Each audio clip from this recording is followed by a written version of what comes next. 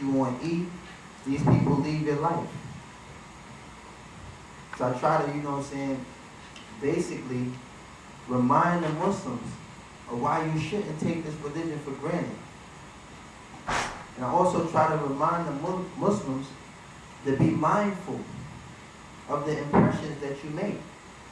Be mindful of the people who are watching you. Be mindful of how we conduct ourselves. Because, I can't tell what's in nobody's heart. Some of y'all, a little stylish. Like you, my brother. If I seen you with 3 brothers with camisas on, I'll probably say, Assalamu alaikum, Assalamu alaikum, hey, what's up? You'll probably get mad, like, yo, what you doing? What's up, Assalamu alaikum? And not saying that you need to change anything. But like I said, I cannot tell what's in your heart. You probably practice more than everybody. You know what I mean? But the reality of it is that the impressions that we make and the mannerisms and the way we conduct ourselves is dawah. Basically, everybody in this room is walking dawah. Everyone has the ability to give dawah without even opening your mouth. It's basically how we conduct ourselves. Smile more. When I came in, everybody had the poker face. Maybe it's because it's only Muslims here. But that's where you're wrong. Everybody here ain't Muslims. I'm pretty sure. Is there any non-Muslims in the house? Yeah. Alhamdulillah, see? Yeah. Come on. Smile, brother. Be more inviting. Because you never know who's paying attention. You never know what impression you're leaving on someone. Opening the door, just little things. This is what drew me to Islam. So, basically, that was just a short version of my story, how I came to Islam, and how I entered, the fold of Islam without receiving any dawah. Just basically having a certain oppression in my heart, basically looking at the lifestyle I was living. And when a lot of people ask me questions like, yo, was it easy for you to give all of that up? Of course. It was a fair trade. It was the fairest trade. You can't have everything, man. You can't have everything.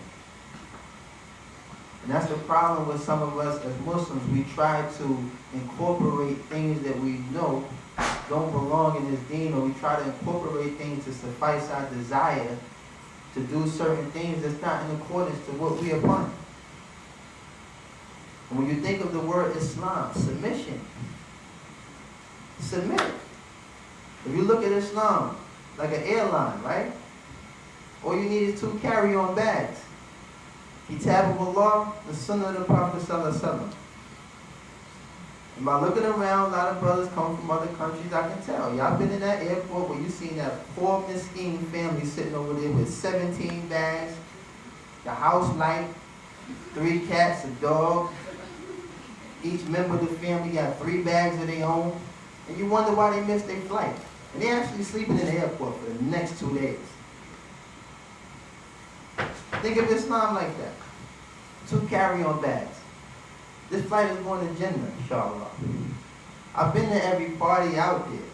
Invited to all of them. Madonna party, me and Puff will fly to 3 places in one night. Wallahi, we will stop at one place, get back on the jet, go to another joint. I'm telling you, I party. But when I found out, to Allah's mercy, there's a party that don't stop, that's the party I'm trying to get to. So anybody that's interested in them little 2-hour parties where you wake up the next day with a hangover and a bunch of regret, be my guest. You know what I'm saying? But I've never been promised anything that has a guarantee to it. I was in the business with the got you brothers, the brothers that always got you. Yo, son, I got you. Saturday, yo, I got you. Come Saturday, what happened? Oh, man. I was twisted out of key. Tuesday, I got you. What happened Tuesday? Yo, I said Tuesday? Wednesday for sure, yo, I got you. These are the type of things I was used to. False guarantees, false hope, all these things that just didn't equate into anything that would guarantee me anything. So when I accepted Islam, and I learned that Allah subhanahu wa ta'ala granted us all the mercy, so none of us are worthy of this. If we were judged or critiqued by our actions, we will all be in the hellfire. So this is a mercy. By looking around, I'm going to ask by show of hands, how many of y'all been born and raised Muslim? Okay. So that means that most of the things you learned is in your household, right? Especially for the brothers. You know, you recite like your dad, right? You learn how to pray from your dad, right? Probably look like your dad, right? You know, you were born and raised with physical examples. Me as a revert, all I had was a kitab. These are the things that I turn to. In most cases, for us that revert, the physical examples will take us astray. So it's kind of like this nasty door that keeps propelling around, you know what I'm saying? You've been a Muslim so long, you better try other things. I've been ignorant so long, I can't wait to be a Muslim. This is crazy. When y'all have y'all big family gatherings, 500-600 y'all at a walima, you know what I mean? 1,000 of y'all sometime at the nikah. We ain't even in the walima yet, just, you know y'all Muslims. When you think about brothers like myself, I reverted. I'm the only Muslim in my family. I remember those days when I used to have those big gatherings. I used to love being with my family. I used to love doing these things. But it's not a day that goes by. I don't think about the day when the gates of repentance close and maybe most of my family members might not make it. Might not accept Islam in time. While most of y'all born and raised, you can probably trace your lineage all the way back to who knows where. Taking this religion for granted. Thinking it's a joke. Sometimes I see, you know, in most cases, some cases, not most cases, some cases, brothers become Muslim and then become tough. You weren't even tough before you was a Muslim. Like now you're a Muslim and you're tough. I actually gave a talk in Jeddah. And after the talk, you know, Salat rolls in. I tell the young brother, let's go, you know, match your head. It was only like 20 minutes away. The brother was like, nah, we can make Salat right here. I'm like, what? Come on, I flew 14 hours. I've been around people that will kill you to make Umrah. People that will squeeze your eyes out your head just to make Hajj.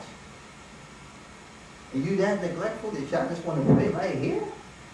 20 minutes, it took me longer than 20 minutes to get here. I actually took the train.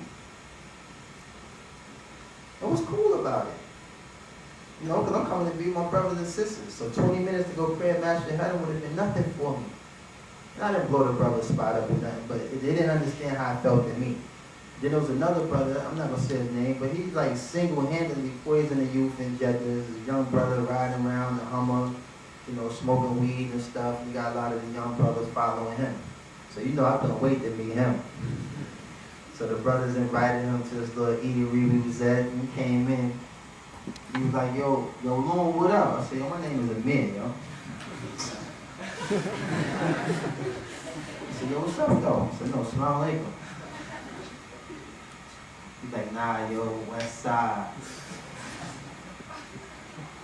I said, you from the Middle East, I can't East Side. He's like, nah, son, Tupac for life.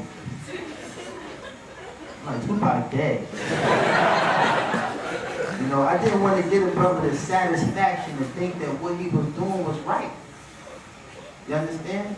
Because every day that go by, I have a heightened sense of gratitude, and I also have a heightened sense of unworthiness. I know other people in my family that should have been worthy of this.